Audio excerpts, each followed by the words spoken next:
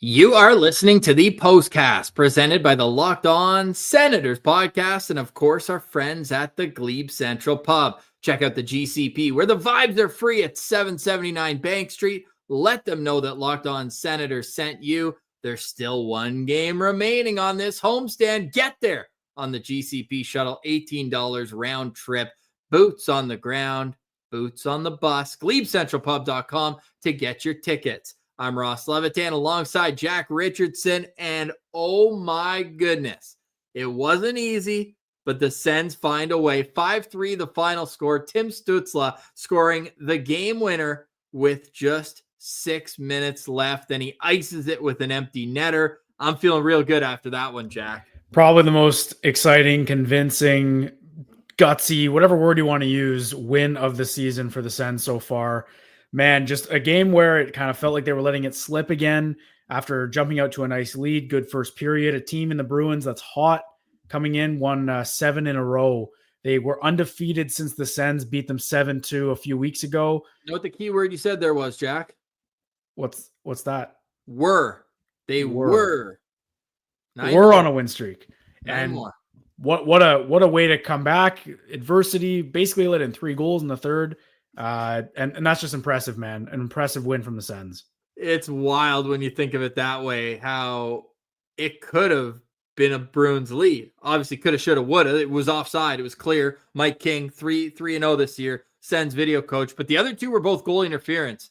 And offside's usually more cut and dry. So once they made the call, it was kind of convincing, more than the broadcast, because they thought it was Pasternak keeping it in right before the shot. But that's my Pilsy rewind.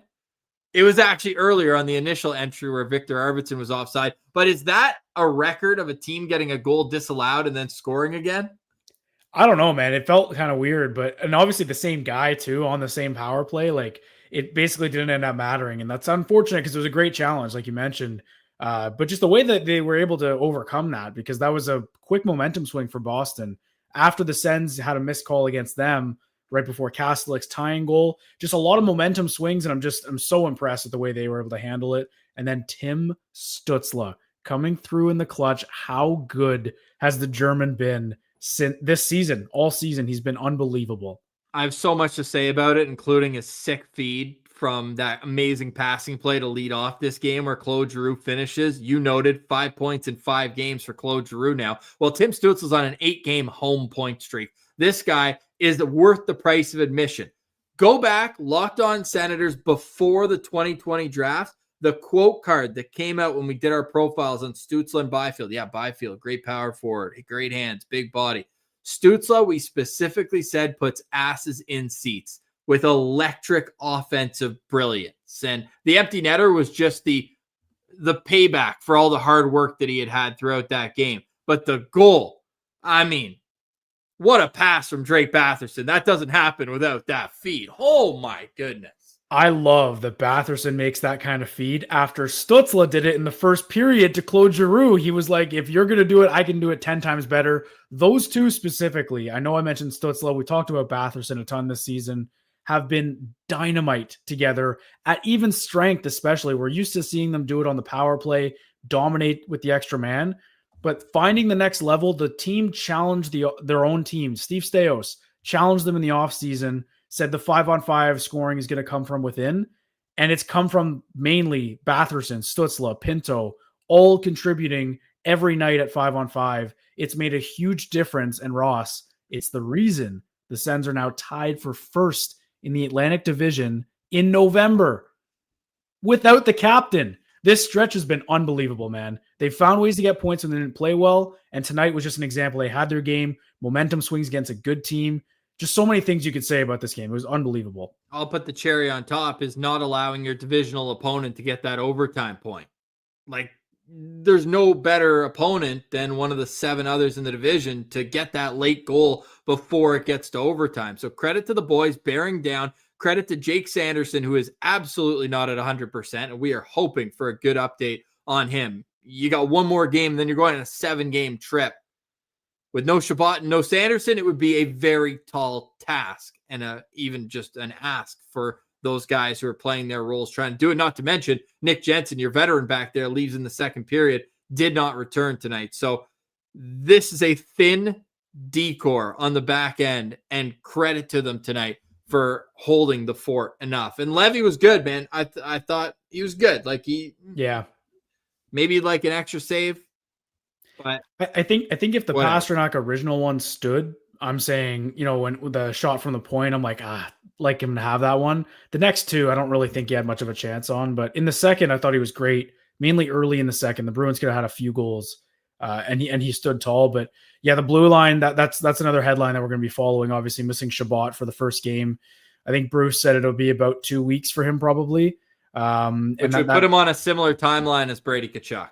Yeah, which again, like reinforcements are coming, but with the blue line, it's just a spot they have no depth on the left side. And then you see Sanderson take a shot in the hand, and the broadcast did a great job. Mike Johnson was awesome, just walking us through that. I think obviously realizing how valuable of a player Sanderson is with the Shabbat injury already. You're dressing 6 defensemen, 4 of them are right shots. Sanderson goes down for a bit, and you've got 4 righties and 1 lefty. It's a bit of a mess. I'm curious what they're going to do, especially with Jensen going down, man. And you hope it's not his hip again. You almost hope it's something else, but if it's something new, who knows what that's going to look like for Jensen. So I'd be shocked. Obviously they're going to have to call some guys up, maybe 2, going on to this road trip, because that's a doozy of a road trip to be without one defenseman, maybe another one. Are you at all concerned with this new trend, which is in the first half of my comment here is actually a really good thing? Sens have scored first in 5 straight games after only scoring twice first in the first 13 games. So that's great. But in every one of those games, they've allowed the opponent to catch them, most notably the last 2 where they were up 2-0 in the game. And next thing you know, it's 2-2. I'm going to be a big glass half full kind of guy tonight, Ross. I just think that the way they've been able to find points. I know that, if this was the whole season, they were scoring first a lot like they did last season, and then doing this and getting to overtime that way, it's a little bit more frustrating, and giving up those leads. But also, again, like you mentioned a few weeks ago, they were doing the opposite and coming back in games like against the Oilers and even the Bruins in Boston last week. So they're just doing the same thing. The result is the same at the end of the day. It's a tight game in the third period, but it's happening in different ways. I look at that as a good thing. It shows that they can play in both ways, right? That they can deal with games where the momentum swings one way or another. Dallas is a great team that they played pretty well for the most part. I thought the other night. And then tonight, obviously there's some swings in momentum. The Bruins took it to them for stretches, but I felt that they've let solid goaltending, which is probably at the root of everything, kind of mitigate those bad stretches where I'm not worried about it. Yeah, it would be nice if they just won this game 3-0 and moved on, but fun games like this are more entertaining to talk about anyway, Ross. That's my perspective. They are, but you'd be lying if you said you weren't nervous when Mark Kastelik, of all people, ties this game up at 3. Yeah, I was definitely nervous. But again, I just want to point out, after they made it 3-3, they settled in a little bit, and the Bruins stopped pushing to an extent, but I think the Sens found their legs. I thought that they found their legs again when Geekie scored in the second period. The rest of the second period I liked from the Sens. So they did a decent job at managing the swings and momentum, other than the third period when that flurry happened with the PK, which has been better, but just not great enough, not good enough in general. Obviously, technically giving up 2 power play goals. But I obviously it's concerning that they can't hold on to leads like they used to last season, but I do think that's coming based on what we've seen after they've given up the lead. The points are coming. The Senators are now on a 7-game point streak where they are 4-0-3. So say what you want about the loser points, but they are stacking enough to be tied for first place in the Atlantic Division. Now the Habs have a game in hand, but what a stretch for Ottawa. And people said it couldn't be done when Brady Tkachuk got hurt. And here we are, stacking point after point after point. It's not going to get any easier on Saturday with the LA Kings coming, but we will save all those conversations for tomorrow's Locked On Senators. Travis Green is about to speak to the media, so we'll get an update on the status of Nick Jensen, plus a boots on the ground report and Sens Central standouts. You're listening to the postcast presented by Locked On Senators. Today's episode is brought to you by our good friends over at Drip Drop. When I'm hydrated, everything just works better. I'm talking about my focus, mood, energy, and even my skin. That's why I've been using Drip Drop. It's doctor-developed hydration that makes me go on full power no matter what my day looks like. Drip Drop isn't your average sports drink. It delivers 3 times the electrolytes and half the sugar of leading brands, using a science-backed formula trusted by medical professionals, firefighters, and over 90% of college and pro teams. Right now, Drip Drop is offering podcast listeners 20% off your order. Go to dripdrop.com and use promo code LOCKEDONNHL. That's dripdrop.com, promo code LOCKEDONNHL for 20% off. Stock up now before the heat hits hard and keep your body and mind performing at their best with Drip Drop. I like to drip drop over to Glebe Central Pub for a few cold ones after a Sens win. Our pub in the heart of the Glebe. Check them out at 779 Bank Street. Jack, you were at the GCP earlier this year, man. Always a blast. What's your go-to order when you get there? I'm a big nachos guy before a game. I love nachos. Good for the whole table, and they're great at the GCP. I always say, be a hero, get nachos for the table. No Absolutely. More popular move than that. Be a friend at the GCP. They're friends every night of the week. They've got open mic night on Wednesdays, live music on Saturdays, no cover ever. So get down to the GCP where the vibes are free, 779 Bank Street. And when you get there, or you get your Send shuttle tickets for $18 round trip on their website, GlebeCentralPub.com, let them know that Locked On Senators sent you. All right, welcome back. Locked On Senators. 5-3 the score. Sens beat the Boston Bruins. The Senators earning themselves a day off tomorrow, I'll say. They got the game Saturday. Let's just relax. You earned this one tonight. We'll get in, especially the blue line, picking up a ton of hard minutes with Jensen being limited. The score, obviously, in Ottawa's favor, but everything else but the faceoffs, as Ottawa has been doing all year, pretty tight in this one. The shots 22-21 for Ottawa. Both teams get 1 power play goal on 2 attempts.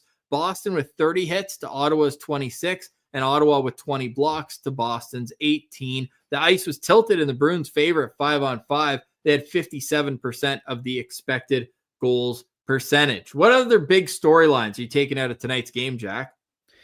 I think just, putting some respect on the Bruins a little bit coming into this season. I think it was pretty unanimous that they'd be in the bottom 2 in the division easily. Still early enough that could happen. I'm not doubting it, but the way they played, we've seen them 3 times now in a short span. And compared to the team that lost 7-2 to the Sens, they're good. And the reason I'm saying that is just because the Sens had to battle in this one. They really did. This was a grindy game, and one that maybe in a month ago, you weren't circling and saying this is going to be a big one, a big measuring stick game, but it was. They're both at the top of the division, have had good starts.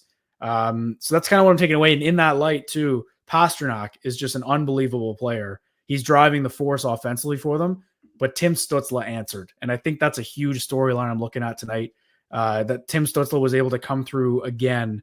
And just his goal scoring start to the season has been perfect, because the guy who needed to shoot the puck, but he's all over the puck, all over the ice, and he's a difference maker. And that's what the Sens needed out of him. He stepped up so much with Tkachuk's injury, Ross. Yeah, he certainly did. Now, I asked for 5 shots on goal tonight, but you know what? I'll settle for 3 shots if 2 went in the back of the net. And I also said, let's get a 2-point Timmy night. And we got 2 + 1 = 3. 3 + 1 = 4. And that's how many tucks Claude Giroux has on the season. He keeps his scoring streak rolling with 5 points in his last 5 games. Dylan Cousins with the secondary assist. And that's not a cheeky breakout pass and watch the boys go to work. That was a great passing play all around. Stützle and Cousins playing catch. Same with Sanderson up top. And the drought is over. Our long national nightmare is over. The 20th power play was the one that did it, Jack. And this just felt like a monkey off the back. They only got 1 more afterwards, so it wasn't indicative of, is the slump truly over, or did they just get 1? But it was great to see that, especially early in the game. A minute 28, the puck went in. Yeah, the power play is just different with Giroux out there. He's so calm, makes so many nice plays, and that pass from Stützle was perfect. It's one, though, that man, if that doesn't work out, you're screaming, why are you not shooting the puck? Cousins and Stützle had so much room up top that it just felt like they were going to shoot, but just a world-class play from Stützle. And it was due. The fact that they've been on this stretch, what'd you say, 4-0-3 in the last 7? Yeah. I'd imagine most of that is this 0-20 or 0-19 stretch they were on for the power play. It's amazing they were on that stretch with such a bad power play. Well, I can even take it a step further. The Sens power play is 0 for their last 19 against any opponent not named Boston, and they're 5 for their last 7 rather against Boston. They went 4 for 5 in the last game that Ottawa won in Ottawa. So, and I think the one in Boston last week, didn't Giroux score right at the end of a power play, or was it on a power play? No, it was right. He took the shot as time expired. Yeah. And then, yeah. So they've got their number, obviously, and I think the Bruins have a decent PK. I don't know. We know the Sens power play is good. It's just a matter of I'm just impressed. It adds to the excitement from a win like that. Is their 5-on-5 scoring has been awesome to start the year, and it's really made a difference, especially when the power play dries up. So that was the power play goal, but then Dylan Cousins, who has by some been called a power play merchant, gets a nice 5-on-5 goal. What'd you see on that one? Great play from Fabian Zetterlund. I've liked those two together when they've been staying on a line with no injuries and everything.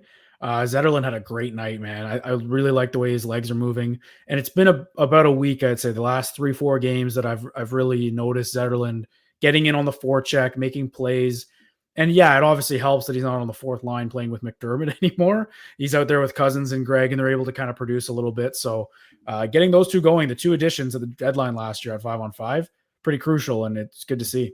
I called that a Sens Standouts goal, a Stevie Sens goal, because it was 3 players that he's acquired within the last year. Dylan Cousins from Fabian Zetterlund, and Jordan Spence got his 7th assist on the season. Every time he gets a point, it's like you have to just smile and be like, how is this guy out of the lineup now?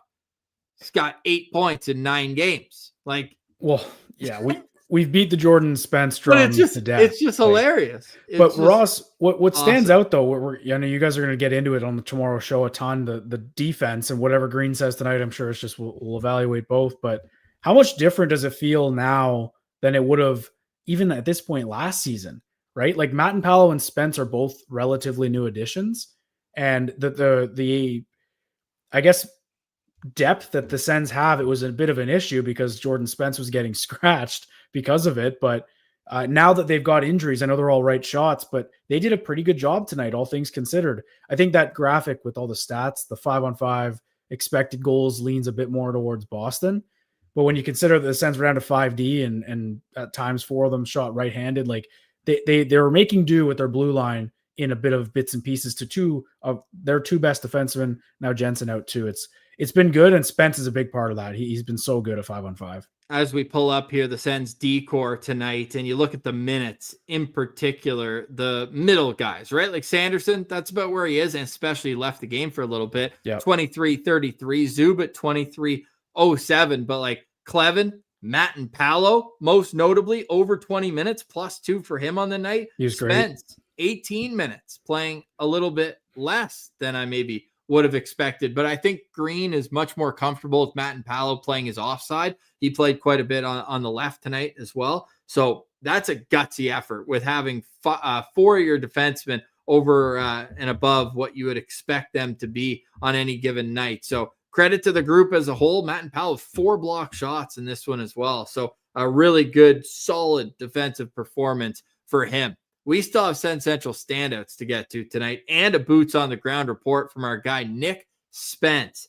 Great conversations to come after a 5-3 Sens win over the Boston Bruins. The Bruins were ahead of the Sens in the standings. Like 7 straight wins will do that, but not anymore. They're tied in the standings, but Ottawa with 1 less game played gets that spot. The highest they've been maybe since 2017. I can't remember the last time I opened the standings and the Sens were 2nd in the Atlantic Division, but I'm not satisfied, and I don't think the boys are either. How can we get this to 1st? You're listening to the Postcast presented by Locked On Senators. Today's episode is brought to you by our good friends over at FanDuel. It's the official sports betting partner of the Locked On Podcast Network, and the NHL's back. So get in on the action on FanDuel, the official sports betting partner of the NBA. If you miss the start of a game or want to ride the hot hand, FanDuel has live bets on everything of who will score next to fourth quarter comebacks. You know what I had tonight? Race to 4 goals. Eunice for Pasalo, and it took a while, but the Sens got there. Exciting same-game parlays are available for a shot at bigger payouts. Right now, FanDuel is giving new customers $300 in bonus bets when your $5 bet wins. So head to FanDuel.com to sign up and play your game with FanDuel, the official sports betting partner of the NBA. Welcome back to the postcast. I'm Ross Levitan alongside Jack Richardson. You can find our social media handles in the description below. What a night. What a November for the Ottawa Senators now. So you're feeling like, hey, we can build off of this, but it's the building blocks on the team that felt like they stepped up tonight. Who is your number one Sens Central standout? And if you want to go around the horn twice, Jack, I won't argue you. I think we definitely can. We definitely have ample opportunity here, Ross. I'm going to start with a guy who maybe wasn't the first star, but just a shout out in general. I'm going with Claude Giroux, Ross, because that hit he laid was probably his highlight of the night, and he had a goal on the power play. He was so good. That line that Pinto, Amadio, and Giroux have formed, and what they've been able to do, it's such a credit to the way Claude Giroux plays, because he struggled last season offensively. But the fact that he's now playing against the top competition every night at 5-on-5 at his age, and when we all thought he was kind of on a downturn in his career, with a bit of a cheaper, hometown discount kind of deal, he's just stepped up his game, and that line has become one of the best in the NHL because they're able to produce offense now. And I think that switch with Giroux and Greg, it was good before, good defensively before. Adding Giroux gives them a bit of an offensive opportunity. That's why Amadio is on a 6-game point streak. And Shane Pinto has been so hot to start the season. Claude Giroux is making a lot of that offense happen for that line, and he just deserves so much credit for it. And so much, Ross, that I even wanted to sport the wow. Let's see it. Let the people see that. Let the people see that. That's so gorgeous. I found that on Etsy, I think. So I don't know if people are interested in that. But I love the Claude Giroux shirt. Gotta wear it. He was my number one Sens Central standout tonight. And you didn't even mention the physicality. That hit was unbelievable. Like, it was my highlight of the night for him, I think. I did say it. Oh, you did? Okay, well, let's mention it again. Sorry, Don't maybe worry. I was the guy on the receiving end of the hit. Just completely in and out, shook me up. But that was unreal. Like, hey, we're up 1 goal here going into the second intermission. Like, we cannot give up a goal late in the period. Let's grind this out, and let's show everybody that we're here to play.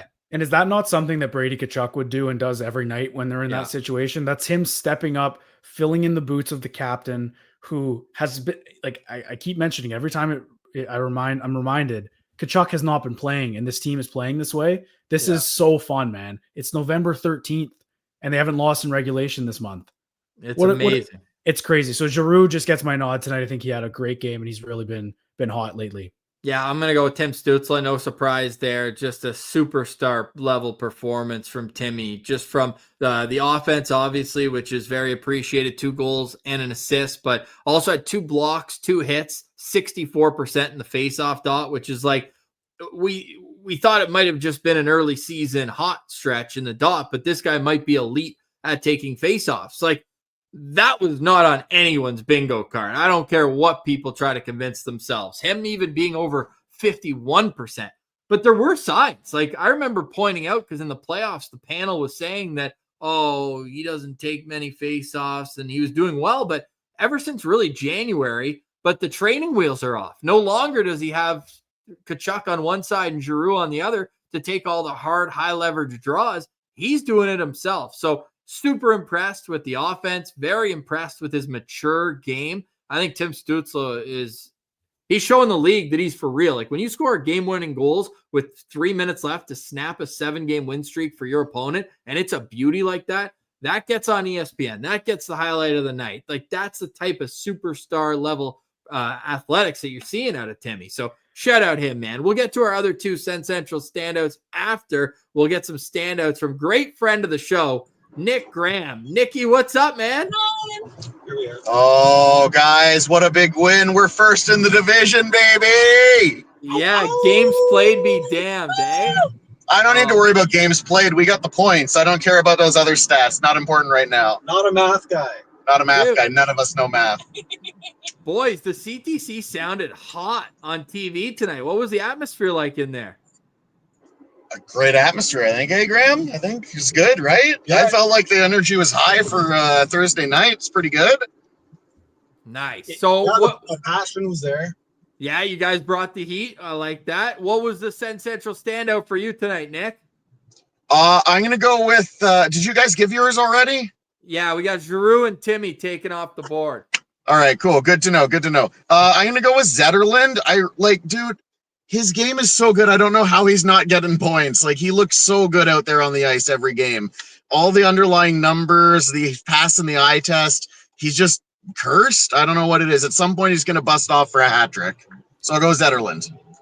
He did get on the board, which is good. What about the rest of the vehicle? Let's snap around. There were so many. Yeah, what do you got, Graham? What do you got?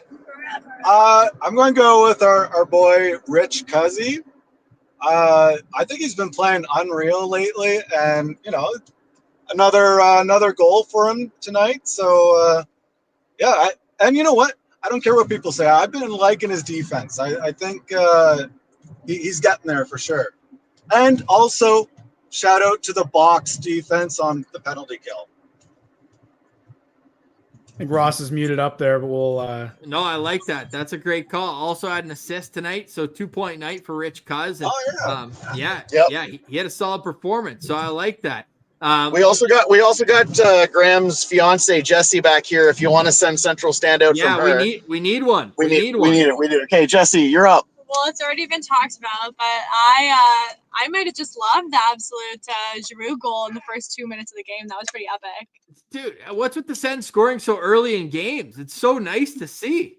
Oh, yeah. I brought a guest to the game with me tonight. My boss gave me some tickets, but I was telling her, I was like, look, we had a game earlier this season where we got 2 goals in the first 2 minutes. I was like, let's bring it back. And then we were talking about it. It just happened. Pretty exciting. That's awesome. Love when a plan comes together like that. Can we also shout out Giroux using his old man strength? Just yes, he laid the body. We definitely, we love Grandpa.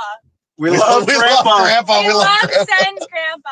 Claude Giroux, man. Wasn't even a matinee, and he showed up ready to rock and roll. Boys, he's ready for bed. Oh, yeah. Well, hey, you boys better get home safe, get to bed, because you got a Victory Friday to get fired up for tomorrow. Sensual Healing, Nick Spence, and Jesse. Thank you so much for joining us, guys. Great to see you. Good to see you guys. Have a good night. And did we get any update on Jensen at all? Has they said anything? The update is there is no update, but we'll find out. Great. I'll tune in tomorrow. I'll write bright and early, guys, if you could, please. Yeah, as soon as we know, you'll know. There they go. Nick Graham and Jesse, great conversation. Love those boots on the ground reports. You feel the buzz, the atmosphere, and the game. Speaking of which, our guy Chase, who joined the postcast on Tuesday, he was on the glass tonight. So he didn't get to see the win in his first time in Ottawa. And then it came to be tonight. And it was right in front of him, Timmy, getting the one-timer, or not even one-timer. He hung on to it for a second. Or was it? He hung on to it for a second. It was like a catch and shoot. It was really, It was quick. It was quick enough. Almost a one-timer. I got one more story on Tim Stützle. Then we'll, we've gotten a few citizens under the belt already, but you know what a nice subplot is of this story? Pretty deep subplot, but one that might get a smirk out of you. Marco Sturm, head coach of the Boston Bruins, was the player development guy for the LA Kings in 2020. He's German. Tim Stützle, of course, is German. He's known of Timmy since a very young age. And he had to watch his team pass on him for another player. And Timmy just put up 2+1 in his face tonight. And it wasn't his fault, but that must not have felt too good. And those same LA Kings coming into town Saturday night. Timmy, man, I can't, he's just such a gamer. And he just shows up. He was getting getting pushed off the puck a lot by Pasternak tonight. I know I mentioned them going at it just on the scoreboard, but the way he battles through that, we saw in the playoffs, it was not a surprise, but just him riding that wave. He was so good against Toronto. He's doing it again. Ross, I know it's 18 games in here, right? With this win tonight. Do you think it's too early to say he's on pace for, or do I have the right to give you Tim Stützle's goal pace through 18 games this season? Yeah, I think usually I would say the 20 game mark is quarter of the way through the season, but I'm going to blow all the rules out of the water after a game like that. Tim Stützle is on pace for 45 goals if he continues at this clip. And it's crazy that he feels like he's not even burying most of his chances, I would say. Lately, maybe, but he's just stepped up so much exactly in the areas we wanted him to, and he needed to. Face-off percentages made him reliable on the penalty kill, which has improved since he's been deployed there more often. He's just been so valuable to the Sens in every facet of the game. Just such a great night from Stützle again. And if you listen to him in interviews, he is so mature and everything is about the team. They ask about Pinto, saying he's well liked in the room was a part of the question. And he said, everybody's well liked in this room. Like, he is always about the team. Remember in preseason, I even thought it was like a little harsh, but at that point, everybody's a little pissy at that point of camp. They just want to get playing. But Julian was doing a story about the lineup changes, and he mentioned Zetterlund or Giroux. I think the question was pretty fair. It was just, what's the difference of playing with each? But Timmy thought that they were saying that Zetterlund's better than Giroux. And he's like, no, man, we don't say, like, everybody can play with everybody. Like, that's kind of his leadership example. And dude, the way he's taken the bull by the horn since Brady Tkachuk's been out of the lineup, this has been incredible from him and Batherson.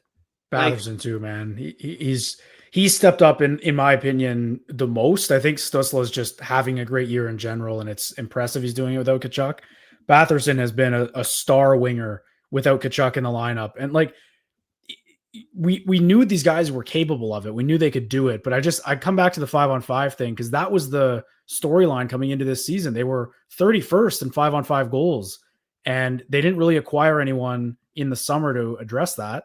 It was, we think the options are internal. It's on our guys to step up, and they have without the captain. It's been so fun to watch. I got a question that is getting too far ahead of myself. May I? Absolutely. By all means. Is it Tkachuk, Stützle, Batherson? No doubt when he comes back. I like that you're bringing this up. I feel like it has to be. I think it is hard to look ahead because the road trip is going to be a grind for this team, but Tkachuk should come back at the end of that, maybe when they get back from it, ideally. So we're looking at, 7 games. I think you put Tkachuk with someone else. Maybe try him with Cousins and Zetterlund. I know that they've been okay with Ridley Gregg, but I think Gregg has been a guy who's struggled a little bit. That's what I was going to bring up as my final thought on this show is they need a more mature game from Ridley Gregg. The penalties are catching up on him. Tonight it was the pat, like just the complete turnover. Giveaway. Like he's struggled to find a home since being moved away from Amadio and Pinto. And again, like it's no coincidence that Giroux's game looks all of a sudden so much better playing with those two. Those two are just like glue. You're not the only two that I think should be together are Amadio and Pinto for sure. You said Amadio's Mark Stone, and like he's not the offensive player Mark Stone is, but he might be 6-game point streak, Ross. But did he get one today? He did. No way. He set up Pinto. Oh yeah. Yeah. That's so sick. 6-game point streak for Michael Amadio. I think those two stay together, and I think now you have to make the argument Stützle and Batherson have to stay together too, and then find a home for Tkachuk. I don't mind loading up that top line, throw Perron down. Like they've got depth on the wings, and I think that they can flex that when Tkachuk gets back. But again, a lot of hockey to play before he's back. He should not be in any rush. He should be making sure he's in tip-top shape, which I think he will with the Olympics coming around the corner. He won't be rushing back anytime soon. So, and by all means, he should take his time because the Sens are clicking right now, and the forward lines look pretty good. The forward lines look like they have chemistry, and it's partly Batherson and Stützle, and the other part that other line that we already talked about, the Matteo Pinto and Giroux. So for me, I'm putting Brady on that line. I think Ottawa needs to have a true top line, and that's the one way that you can do it with what you have on your roster right now. So lots of time between now and then, most notably and most directly ahead of us, the LA Kings on Saturday night. It's going to be a fantastic weekend home game before sending the team out on an extremely long trip against some really good opponents. So the boys have been playing their tail off and getting points after points, 7 straight games to the point, 4-0-3 in their last 7 games. In the month of November, they have not lost in regulation. So very, very good. Lots to get into tomorrow on Locked On Senators. If you saw on Twitter today at Sens Central, I put out a tweet that took me way too long to research, but I was happy to do it, and I was happy that it showed me kind of what I was expecting. My hypothesis was proven correct. The only teams, we'll save it for tomorrow. But I will tell you, because it says in the title, and we're 38 minutes, I should probably say where Tim Stützle rocketed up the Ottawa Senators goal. Points are coming too. But with his first goal tonight, Tim Stützle moved into sole possession of 11th in Sens franchise history for most goals. He passed a guy you might have heard of, guy name we just mentioned, Mark Stone. And Batherson's right behind him. But for Mark Stone to be passed already by Tim Stützle, who is 23 years old, is incredible. Stützle's next goal will tie him with Erik Karlsson for 10th on the all-time list. 10th already. He's having his moment here where, Tkachuk has had his legendary moments already where he's one of the best Senators of all time. And I think Stützle is going to be right behind him. Like, these two are just different players that you know when they come around. We've seen it in Ottawa a few times in different generations with Alfredsson, with Karlsson. And I really do feel like Stützle and Tkachuk have that with them too. They're both superstars, and it's so fun to watch them play. I've been a big Stützle guy since he was drafted. Shocker for someone to say that. All Sens fans have been. But when they moved him to center, like just the whole development path of this kid in such a stacked draft, such an important draft for this to turn around, he's led the way. He's led the way, and he's only 23, turns 24 in a couple months. Just locked up till 2030, Ross. It's going to be a fun ride. How many games are left this season? You said they played 18? Yeah. So that means that they've got 64 games left. Yeah. My question to you, will Tim Stützle pass Sean McEachran for 9th on the Sens all-time list? He would need 18 more goals. That actually feels like almost a lock, no? That would give him 28 on the year. So yeah, I mean the pace he's at, I said it earlier, he's on pace for 45 right now. So even if he cools off a little bit, you could make an argument that he might pass Bonk at this rate, right? Well, this will be the real question then. It would be 28 goals to pass Radek Bonk. Yeah, so that would put him up to, you need 38 on the season, which would put him right at his career high. And based on what we're seeing, he's playing the best he's ever played. It's not out of the question by any means, Ross. He's doing this without Tkachuk, who's been the guy he's had the most chemistry with the whole time and who happens to be 4th on that list. Hence what I was saying about these two putting their names up there with all-time greats in Sens history. And as Gibney says in the chat, the tape job. He taped his stick and he's just scoring at will. He had decent advice from that one. I don't know, some kind of Hall of Famer sitting on the bench in his ear all night. It almost makes you wonder, what could the last 2 years have been if he taped the stick? I've always wondered that when people bring up like, oh, Alfie finally told him to change his stick. You finally listened to Alfie. You think that's the first time Alfie's mentioned that to him in 2 years behind the bench? But it's funny that it changes. Hockey players are so superstitious, man. Dude, Alfie's first year behind the bench, Timmy had 1 power play goal. Does he just have the 1 this year, or does he have No, I think he's got 3. Okay, he's got 3. He's got 10 goals, man. 10 goals since November 13th. It's unreal. That's so good. Sick. We got our first double-digit goals? Or no. Do we? Yep, he leads the No, team. but is he the first? Yeah, because Pinto's at 9. Yeah, he's first. Pinto's at 9. Pinto got to 9 tonight. Timmy's at 10 tonight. Speaking Money Man Shane Pinto, you mentioned the tweet you put out today comparing all the centers, and great work, by the way. That was impressive. But it goes to show the value the Sens, or how much the Sens value these guys.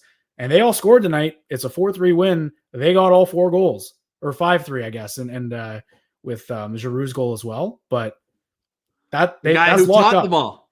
20-30. 20-30. Giroux, the mentor of all 3 of them, and all the pups, all the young center pups. That's a perfect. The Ottawa centers scored today. Yes. Love that. Perfect way to wrap up the show. Zach, love that. Jack, final thoughts from you? Just keep it rolling. This has been a fun start to the year overall. When they found points, it mattered because now they're going to start to hit their stride. I can feel it. Let's get some Go Sens Go in the chat. Appreciate all 370 citizens who are riding with us after a 5-3 win over the Boston Bruins. Pilsy, he's mid-beer league game right now, but he got to watch this one. We'll get his thoughts tomorrow, plus a weekend preview and more fallout from the Shane Pinto contract extension. For Jack Richardson, I'm Ross Levitan. We say, Go Sens Go from the Postcast. Presented by the Locked On Senators podcast, your team every day.